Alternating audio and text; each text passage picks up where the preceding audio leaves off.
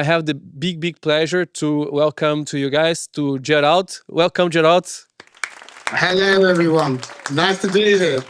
Thank you. I'm honored to be here. I'm glad to be here. Thank you, my friend. Thank you for being here. And this, I've done before an interview with this setting. It was kind of this space goes coast to coast from Cartoon Network that the TV set comes. and and it Cool. was very cool. And since you need to this time you couldn't be with us, but you all the time here in Lisbon, kind of helping, advising, supporting us. But we have right now the very good chance to talk here and interview who is Gerald. My friend, let's start with the simple. Help us to how to pronounce properly your surname. That's why I didn't say your surname. That's what's This is always a thing, yeah? So my surname is Acheampong. It's actually pronounced the way it's spelled. It's Acheampong. And it's from Ghana. My heritage is from Ghana in West Africa. that's amazing. Okay, let's try together. Achampong. That's it. You got it. Achampong. Okay. Gerald Achampong. Good. Amazing. So I got the amazing pleasure. I mean, the encounter with you first time is this powerhouse. It is all the time with a bright smile, full of energy. And once in the first kind of minutes we just start to speak, you start already being this giving first. Here, I want to introduce you this person. We can do this. Let's build that. I met Elton John. I was from BBC. I know Nelson Mandela. And, if there was no true, feeling about you, a person could guess that you're kind of like Forrest Gump, just like telling stories. And then but what you said the first time we spoke, that we feel each other, we sense what is true or not. And because of that, I saw, okay, this guy is real deal. He's talking real stuff, and the connection between us was amazing. Let's start, because the conversations and the talks can be pretty much broad, especially talking about you and me. Our conversations all the time, 2 hours, 1 hour and a half of very good, enthusiastic conversation. Let's start with the basics so we can build the top of it. Talk about you and how you. What is the landmarks of the things that happened to your life, in your professional life, that build what Geralt is today and now? Okay, all right. So let's go back. Let's go way back. So initially, let's start here. So I've been always heavily involved in the music scene, and this is from a very young age. And so I was part of a team putting on nights in London from the age of 15, 16 years old. And I'm an older gentleman here, so it's a very long time ago. I was also one of the original dancers in a famous club in London called the WAG. The WAG is a jazz club.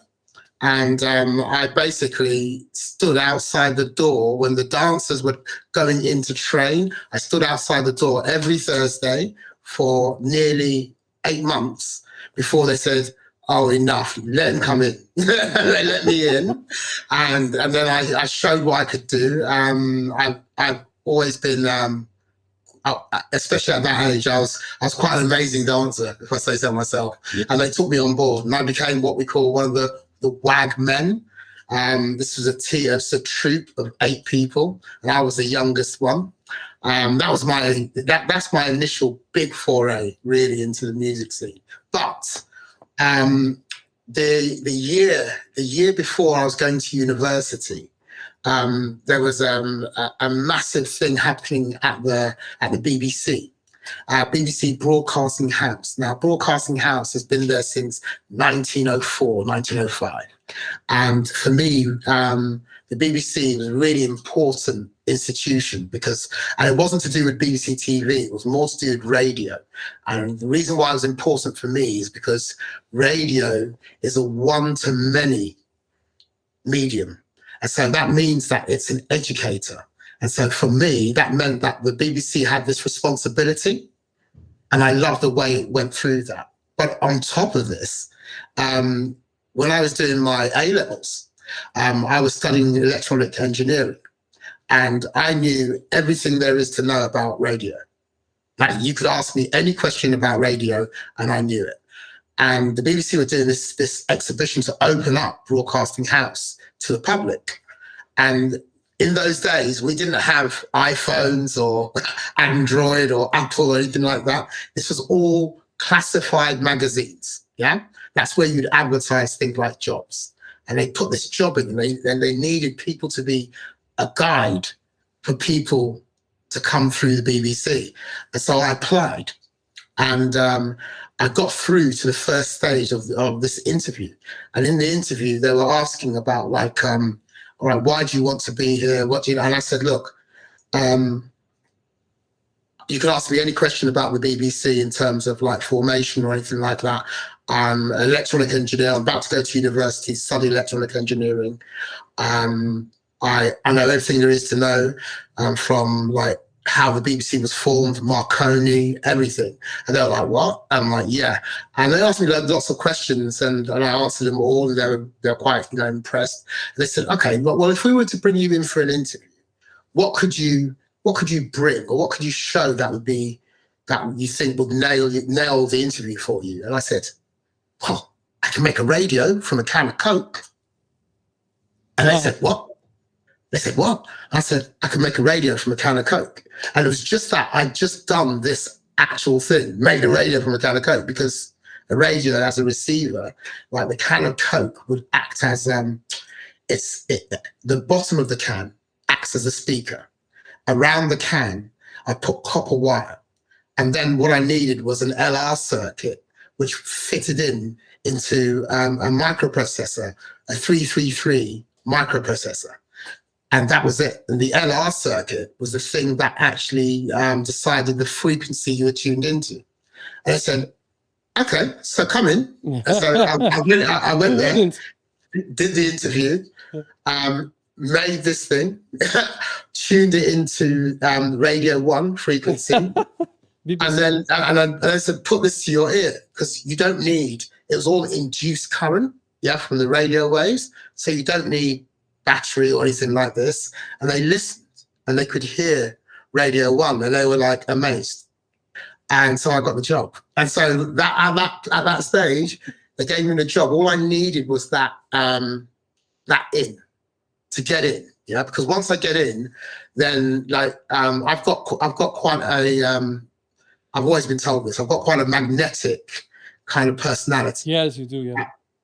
Yeah, and I know that I can be quite charismatic as well. So once I'm in, I just have to be myself. And that's exactly what happened. And so I got in, and they said, do you think you could do this as a piece, so that when people come to actually visit, to do the tour and everything else, this could be something they could do? I'm like, yeah, sure. You just have to get the parts, and we can do this. And that's exactly what I did.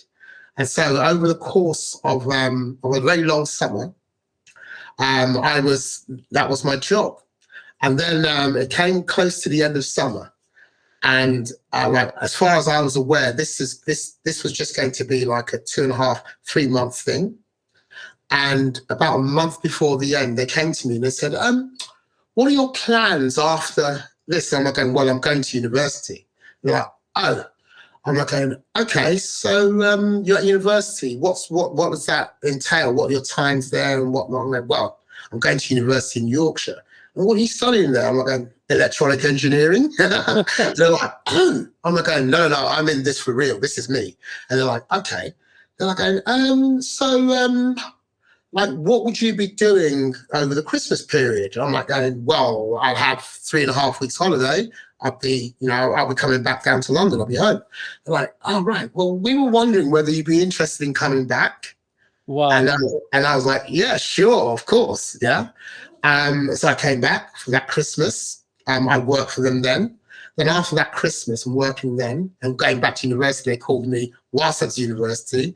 And I got put onto their scheme for students and graduates as such. So I was put onto that scheme, and then every holiday that I had from university, I went back to the BBC to work in one way or another. Yeah, Yeah. either it was working with the broadcast team or it was working in R&D. And this was a very long time ago. So this is, we're talking like the early 90s. Yeah, the very start of the 90s.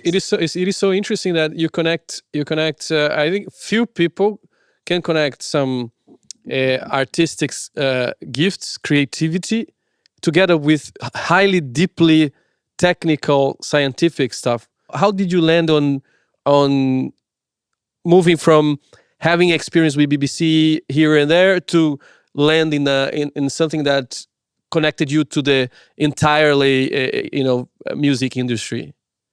So yeah, I mean, this is the interesting thing was when I finished university, I came to work for the BBC, and I was working in R&D. And for me, this is fascinating to be working in this area. And one of the projects I worked on was the new BBC, actually the BBC website, the digital radio, because we were moving into digital radio. But unfortunately, after being there for a year, they got us a new controller who came in, and his remit from the government was to reduce the size of the BBC because it was too big, and they wanted to release some funds. And in that instance, it's pretty much a last in, first out situation. And so I was one of the last people to come into R&D, and so I knew that I would be one of the first to be let go. But during this time, whilst I was working in R&D, I was also going across back to Radio 1, where I had been. And they brought in a new controller of Radio 1, a guy called Matthew Bannister. And whilst I was actually there, they found out that I would be leaving in a few months' time. And I got asked to go into the office of Matthew Bannister. And he spoke to me. He said, look, he goes, I understand that, you've been working with the BBC, but in R&D and whatnot. And I understand that you'll be leaving us soon. And I'm like, yeah, it's part of the remit. And he said, would you have any interest in coming across from engineering over to broadcasting? Of course, I said, sure, bloody. Very much so. And he said, look, there's quite a few producers here who really like you and think that you've got something about you. So we'd like to offer you something here. And so I moved. Wow. Rather than leaving, I ended up moving into broadcast. And for 7 years, I was actually the male voice of Radio 1. Because Radio 1, BBC don't do advertising, but what they do is the thing called jingles, where they do links. And so, like, if you have a DJ and he wants to promote a show he's going to do or an event or something like that, so they had a male and a female voice that would do these links. And for 7 years, I was the male voice. And so I did all of these different things. Like I worked with people like Lisa Hansen, Pete Tong, Dave Pearce. And so during that period of time, any of the links that you heard that had a male voice on it, it was my voice. So yeah, I became a voiceover. And then how you ended up meeting or knowing personas like, it was in this environment of BBC that you get to know Elton John or Nelson Mandela? Was that? No. So the thing with Nelson Mandela wasn't in this environment, but artists like Elton John. I met everyone. Sting, Elton John. I actually I met Prince, but I took Prince around the studios because he was really interested in the sound engineering part. Of course, my brain was. Now I'm a fully qualified electronic engineer. I know everything there is to know about broadcasting. I've studied the radio archives at Broadcasting House, the music library, the studios, and so I was the one who was selected to take Prince around. And so I taught Prince and his bodyguard. This was the funniest thing. So Prince came into the studio to do a private show, and he had this bodyguard with him. And this bodyguard, because Prince is quite short, even in heels, he was something like 5'3". Right. And he had this bodyguard with him, and all I could describe this bodyguard was he looked like from the James Bond film. There's a character called Oddjob. Yeah, I think he was a small Asian guy with a hat, and he was always like, Yeah. I remember this one. and the bodyguard looked just like him. Just like him. And there was me, Prince and the bodyguard, walking around the halls of Broadcasting House. I'm taken to the famous studios. And in Broadcasting House as well, we have a thing called an anechoic chamber. If anyone here knows about sound engineering, an anechoic chamber is a place where you can get the closest to zero in terms of sound. So it's nearly a vacuum, close to a vacuum. So that's where you can record pure sound. And so I took him into this thing, which is a room which is full of mount cones and everything else, but the room itself is actually suspended. So it's not like it's part of the main building, it's suspended. And that's what you need. I took him there and he was amazed. Wow. And he played this concert for 200 featured guests. Wow. Who were winners for, I think the DJ was Simon Bates, yes. And he had these 200 guests and it was all hush hush. And he played this concert. And then after the concert, he gave me his plectrums from playing the record 7. And his drummer gave me the drumsticks. I still have those things to this day. You need to frame it and for sure put it in the wall or something like that. Oh God, look, there's a lot of this stuff which is actually framed and walls and whatnot. I have a few, like, there's been several different moments and several different things that I've done in terms of music and radio. I was part of the main team that actually worked the second Fugees album. Wow. The score, I did the majority of that kind of work on that. I did it on behalf of Columbia because they didn't really know how to work. Wow. Who is for sure maybe fascinating with what you're sharing here is Dylan is also now part of Web3 District. Dylan is a sound engineer, and he's from UK as well, by the way. He gonna for sure eventually when you come back to Lisbon to have good talks to him.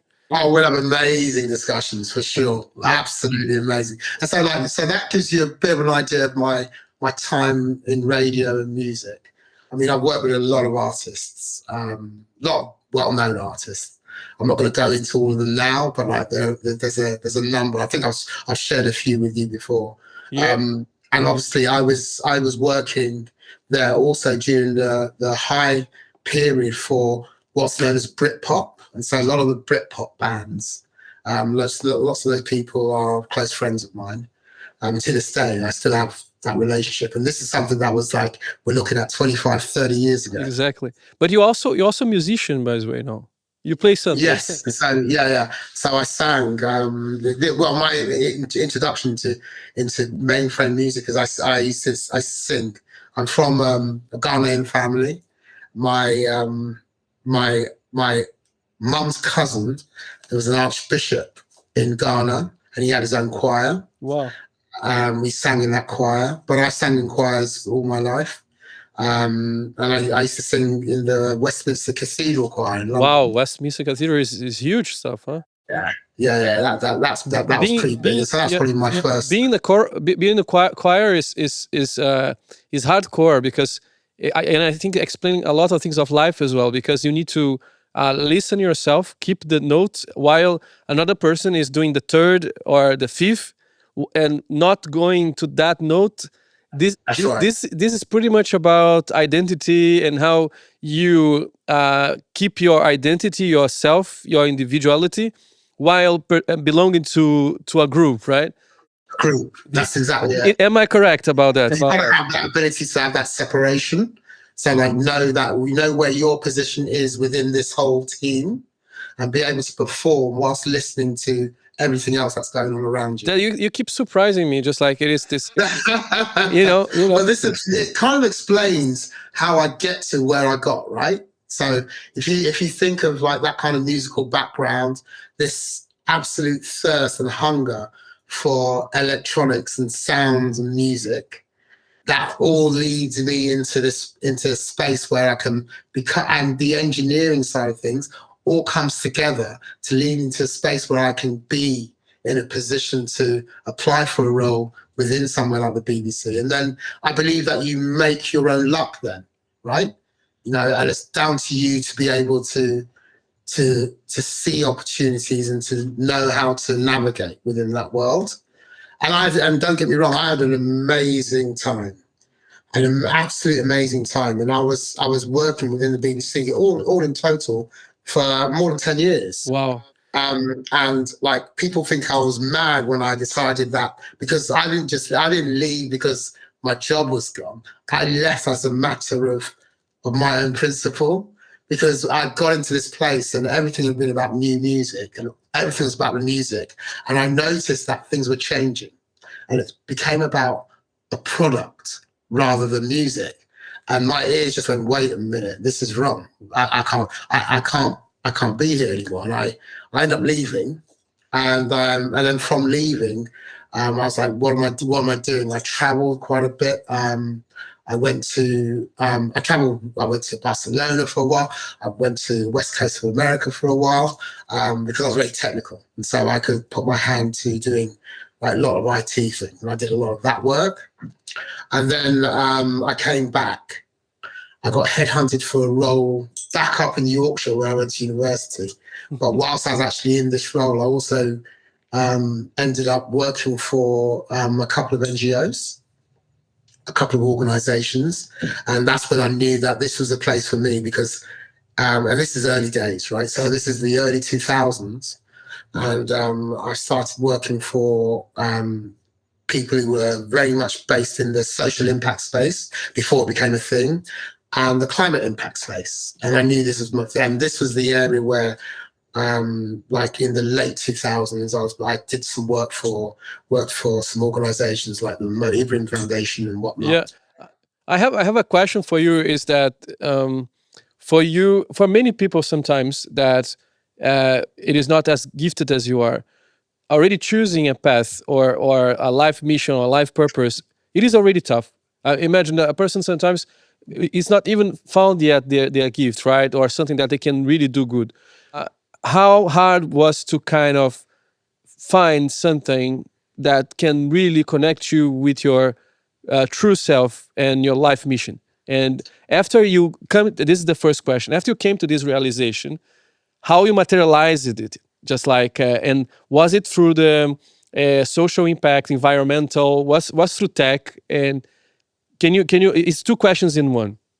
Yeah, well, it's cool. That's quite interesting because it's a mixture of both. It was like the social impact and the climate impact space was something that was very dear to my heart.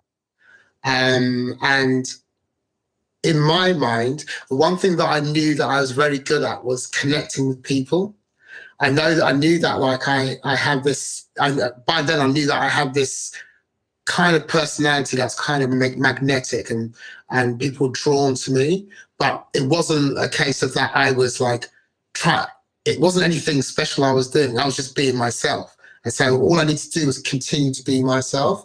And then I knew that within each of these environments, it was more a question of me saying, what can I bring to these environments that they don't already have? And so within the social climate impact space, it was more to do with my technical knowledge. And so I was looking at the way in which technology could actually help to enhance or scale what they're actually doing. And so with that kind of knowledge and being able to add that to these enterprises, I knew that this was something that could help them, right? Rather than going in somewhere and saying, oh yeah, I'm connected to these people. That didn't really matter. It was more like, okay, what are you doing for this sector? If you're going to be in this sector, what can you bring? Absolutely, yeah. And so, but I was blessed because through working with certain NGOs, I got to meet some of the most influential thought leaders on the planet.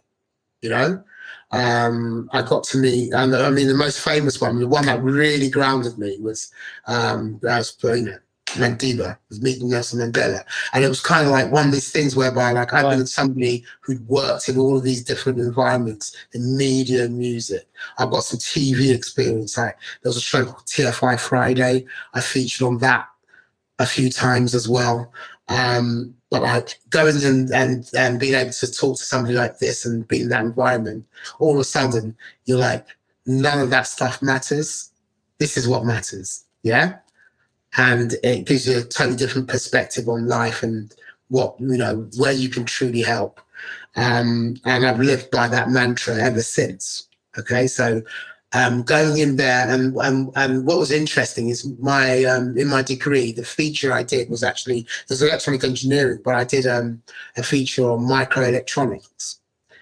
And what happened, and that meant that I was always up to date with tech. I was working on things called digital systems processing, and like we were working on chipsets that hadn't been released yet. And so like at the time when I was finished at university, we were working on what became the i3 chip for Intel. So I was working on that as a student nearly 20 years before it was released. No way, man. Right. So, so from a I worked on systems when I was at university. I was working on a system that came before the internet. I worked on a thing called Janet, which was a joint academic network. And Janet was derived from something called ARPANET. And ARPANET was what the Americans developed as a decentralized communication system. And they did this after the Second World War. Because I'm not sure if you guys will know, but the Second World War, the reason why the Americans entered was the attack on Pearl Harbor. Now, they could have done something with that attack, but unfortunately, their communication systems were centralized. If it was decentralized, then Florida would have known about what happened at Pearl Harbor and been able to send warships and jets over much quicker. And so they decided they knew they need to spend the technological next step was to build a decentralized communication system. They built this thing called ARPANET. Oh. And this was studied by the Americans, and then I believe like lots of their allies got involved in taking it over to do things with it. And then eventually it was passed on to academia. And that's when it became Janet. And I happened to be, luckily enough, at university studying electronic engineering when this had been handed over to certain universities and been at one. Okay. And so this is the forerunner. Janet was the forerunner to the internet. And so I was working on all those protocols then. Jeez. And so like when the internet came and everybody started to, people, when we were using it, we were using IP addresses. Now you have you guys are lucky in the sense that you have this thing called DNS, yeah, which allows you to put a nice name. So you can go to google.com.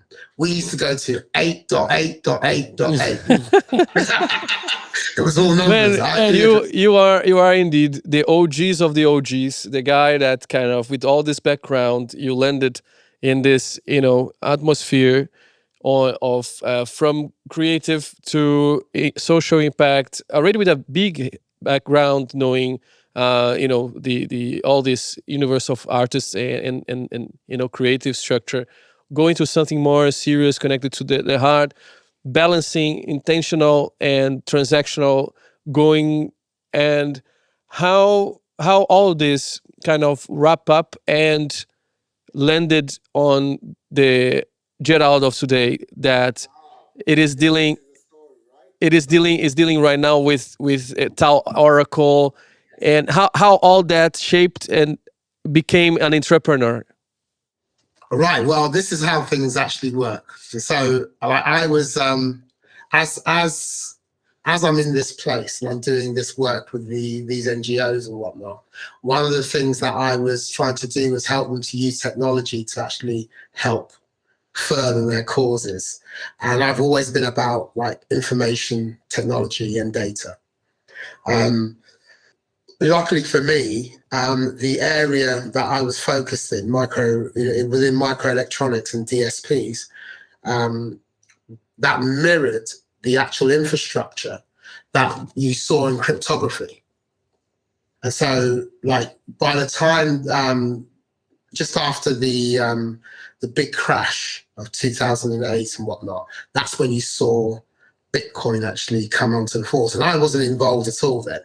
And I had no idea what was going on.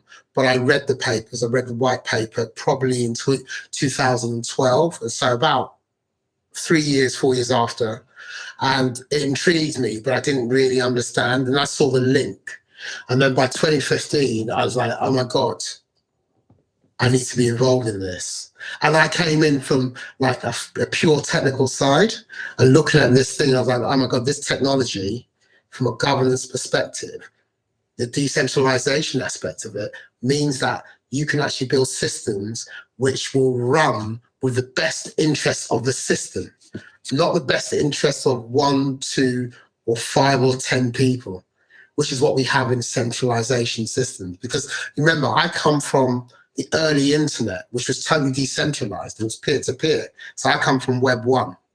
The worst thing that ever happened for me was actually Web2, because what happened in Web2 was a centralization process.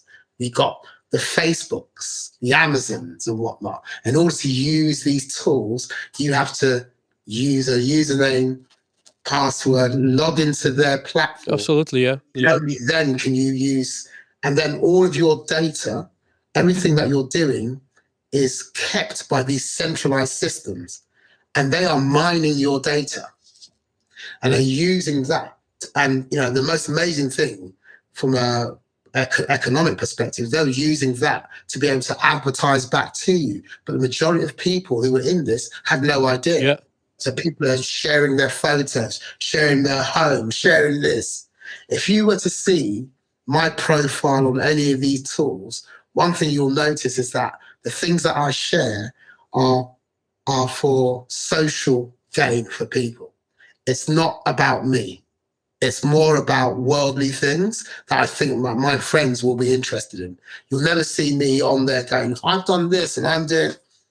No, because I come from a generation where these things for us, these were tools. It's this thing where we look at all of this stuff, for me, are tools. Whereas if you're born into that generation where this thing is already there, it's different for you. It's lifestyle. Yeah. And the mindset is different then when it's lifestyle, because it's something that you can't do without. Whereas with me, they're tools. And so either they're useful to do something, to do a job, or they're not. I don't have the same relationship with them. They're not lifestyle. See, when something becomes lifestyle, then you become more emotionally connected to it. And it leads you. And so if somebody takes it away, you really feel it. If you were to take these things away from me, I'd be like, okay, I can't use those tools anymore. It's a different mindset. And because I have that mindset, it means that when new technology comes along, I'm always looking at it with the mindset of, okay, how does this help to evolve us? How does this help to drive us to the next level? How does this help with, and because I'm climate impact and social impact focused, how can it help in those realms? And it is. I notice it because, I have family members, I have friends who are younger, and the way in which they use these things and these devices, I'm just like, wow. As I see here, just like what you're applying in the theme of our night, that is, we are in a blue spaceship without a manual, without knowing where we're going. What I'm kind of coming to the conclusion here more, it is that when you understand who you are, your identity gets less uncomfortable to understand where you're landing at. Now, heading a little bit more towards Tau Oracle and more towards the transactional structure. Tell us very briefly what is Tau Oracle and what it is the use case of that tool, and what you then the next question is, what with this mind all the time, look, what can I do with that, how I can apply that, how I can serve with that. how you are purposing the Tau Oracle. First question is, what is Tau Oracle? And the second question is how you're purposing this gift that you downloaded from the universe. Well, right. Okay. Well, Tau Oracle. So Tau Oracle is my main baby right now, and it's to get an understanding as to why is because looking at all of these schemes from Web 1 to Web 2 to what we're calling Web 3 now, the one constant within that is data. Is the importance of data. And my thing is this: it's like how you use data. And one thing we noticed in Web 2 is the fact that your data was being mined. Whatever you did is being mined and it's been used so that they can find trend analysis. And it's been used in various ways to advertise to you, because the actual platforms that hold the data now have power, because they have this data trend that you can have trend analysis from this data. You can sell that to advertisers, to this, to that. And I've always had a thing about that. I've always had a concern about that. And then when we move on to things, we look at how data is used, but the importance of certain data. And then we look at things like blockchain. And what I love about things like Web3 and blockchain is one of the biggest things is immutability. Whatever you write on the blockchain can't be wiped off. If it's there, and so that means that there has to be a trust element in what you're doing. Yeah. And so it means that you can't lie. Yeah, you can lie, but you will always be found out. Okay. And so this pertains to all types of data, right? Financial, legal, all of this. With Tau Oracle, the reason why we came to form Tau Oracle was basically to form a toolkit, because what we noticed was this: is that there's a quantum threat coming on, whereby if you're using, at the moment, we have various forms of encryption for data. Yeah. So we have like AES 128 is the big thing. And that's what most blockchains use. It's also what like banking, like only high level banking are using.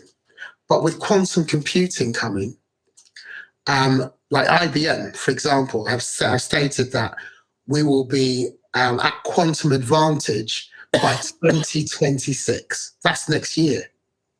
And we expect that all current encryption methods will be easily broken by quantum techniques well before 2035.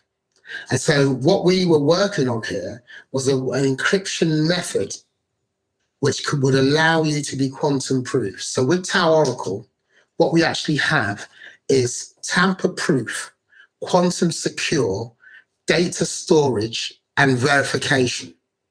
Now, this can be used in various different verticals. Finance, where you've got sensitive data. Legal, where you've got sensitive data. Medical, where data is sensitive. And for all you guys out there, an area, it complements AI in terms of RAG AI systems, because what it actually means is that you can still use an LLM to query encrypted data. What that really means is that the data itself isn't being kept as intelligence by an LLM, because it's querying encrypted data. And it doesn't need to be decrypted for it to get that trend analysis, because we use metadata points so that you can actually get trend analysis from this data. A bit like, let's say it's medical data. Let's say Gerald has gone and had an x-ray of his knee. And then there's 10,000 other people who've had x-rays of their knee. Now, the medical establishment needs to store this data, but the data's sensitive. And we have processes now like GDPR to protect the human, yeah? Protect the person, their personal data. Right. However, that data is still really, really valuable, because you may find something from Gerald's x-ray on his knee that means that the new techniques can be developed for knee surgery or for others to use, yeah, for doctors in the future. And so, yes, there's two ways you can do this. What you can do to protect Gerald is you can anonymize the data. And you can say that it takes away the personal name and you just have the actual image. And you have all these images. That's one way of doing it. But that, if you were to use an AI to interrogate that, then that AI learns all of that picture, all that information. Oh yes, it doesn't know it's Gerald, but it has that information, and it can put that information into its intelligence. So you're still allowing data to be taken by something else. Exactly. Yeah, exactly. You're explaining that and putting in a use case in a very gracious way, because back in times in which not back in times, I think 2 years ago, 2023, it was zero knowledge. I think you're gonna start talking zero knowledge. Zero knowledge proof is a theory that exists in Japan since the 60s, and blockchain. Am I correct? Yeah. And then blockchain kind of catalyzed this structure. How you are kind of putting this into practice, because it's very obvious to understand that you are good on that. And how is it going with Tau Oracle, and if you are kind of putting out more use cases and etc. Yeah, so like no, you're right. One of the big things, because of the background that I come from, you know, like looking at coming from utilizing these things as tools and how they can be used best. It's always been that in my mind, this area where we need to be able to look at Web3 from the perspective of Web2, because that's the world we're actually in, right? So I call Web2 businesses any business that's around now that's not using, let's say, Web3 tooling. And so one of my passions is how can we use Web3 tooling to help Web2 businesses scale? And so that connection is a major thing for me. These aren't separate worlds. We need to connect them. Yeah. And so this is the reason why I'm always looking for the way in which Web3 can be used to enhance Web2. And so where that comes to data management, encryption, access to be able to draw trend analysis. But one most important thing is the things like the privacy and the security of that data. Yeah. So in any area where you have privacy or security concerns, one of the big things that stops Web2 companies from entering Web3 is one of the big qualities of Web3, which is the transparency. Yeah.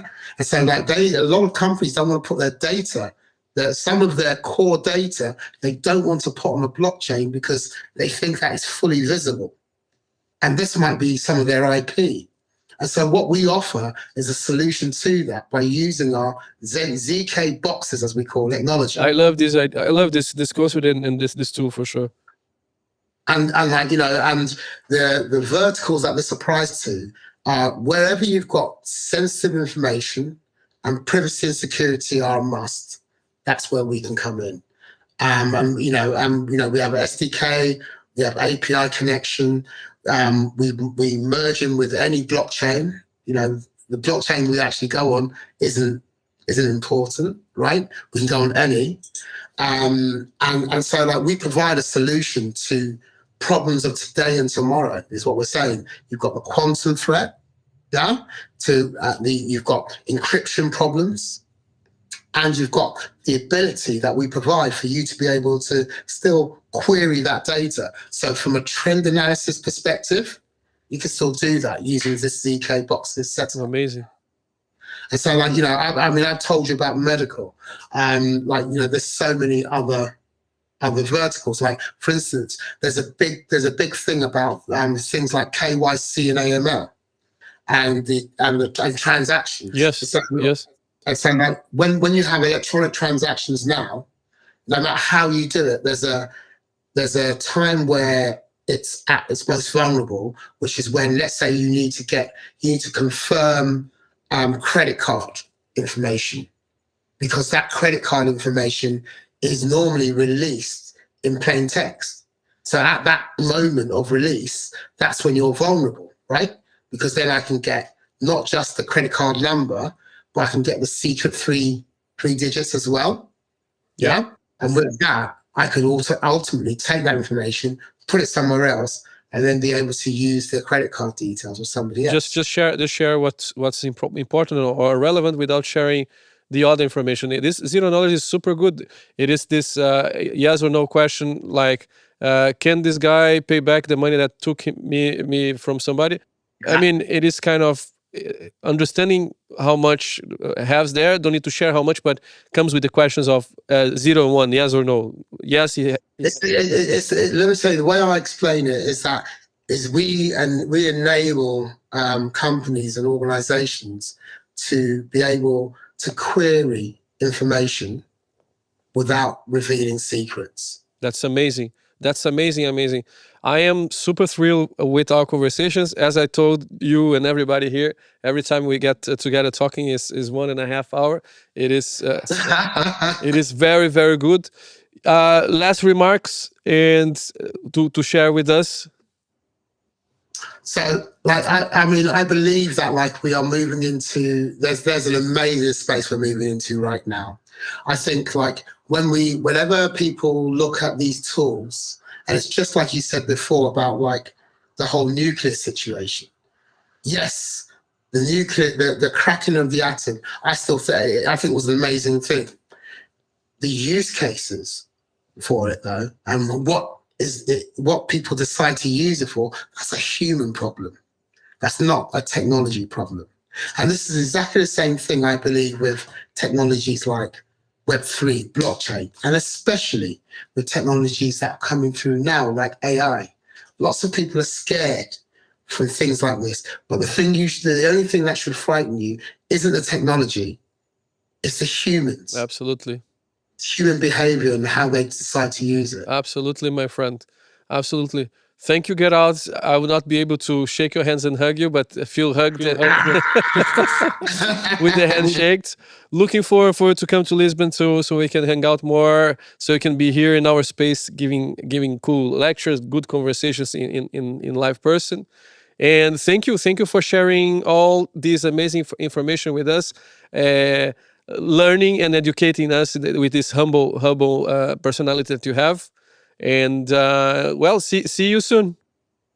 I'll definitely see you soon. And thank you for allowing me to be on this podcast. It's been a great experience, as I imagined it would be anyway, knowing you guys. And so, like, look, let's move forward with this because I think there's an amazing space, and I'm more than impressed with the directive and the direction that Portugal itself is taking with this. You know how close my heart is to Portugal, and I love one of the best phrases that I've always loved about the Portuguese is that you're Portuguese because you speak the language. that says so much about Portugal for me. That you just said exactly what we were speaking with Tim Vieira, the candidate of president of Portugal. We have I think you are very right. We Portuguese, we learned how to communicate with other nations very fluidly, very welcoming, very understanding, and as easy as it is, just like you speak the language, you are trying, at least you're part of the tribe, with pluses and minuses, with our mistakes, but we are for sure a platform of mixture and melting pot, given the fact that Portugal gave the birth of the biggest melting pot in the world, that is Brazil, right?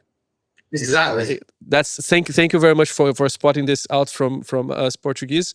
And well, thank you one more time for sharing your picking your brain. Looking forward to be here more times. You are always kind of an amazing guest here with us. Thank you very much, Gerald. Obrigado. Thank you very much. Thank you.